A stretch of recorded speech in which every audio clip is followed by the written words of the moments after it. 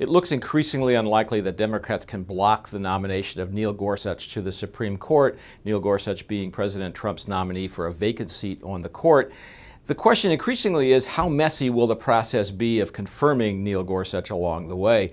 And the key question within that question is whether Democrats in the Senate will mount a filibuster, an attempt to block the nomination by talking it to death.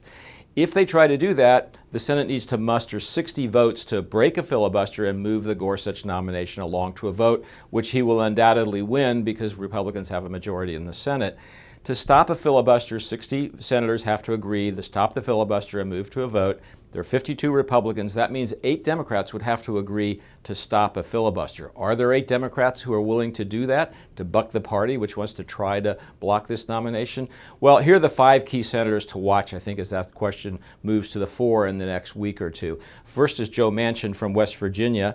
Second, Heidi Heitkamp from North Dakota. Third, Joe Donnelly from Indiana. Fourth, John Tester from Montana. And fifth, Claire McCaskill from Missouri. What do these 5 Democrats have in common? They're all moderate to conservative Democrats, and they all come from states that Donald Trump won in 2016, and they're all up for re-election in 2018. So they are going to confront a lot of Democratic voters who may have voted for Donald Trump in 2016, and some Republicans who voted for them in the past who became Trump supporters. Do they want to defy President Trump on this particular issue? Now, obviously, those 5 aren't enough to break a filibuster, but if they move in that direction, other Democrats might follow. If they don't, it's going to be very hard for Republicans to move ahead. They will have to change the rules of the Senate to get the Gorsuch nomination approved. They will do that, but that would be a very messy process.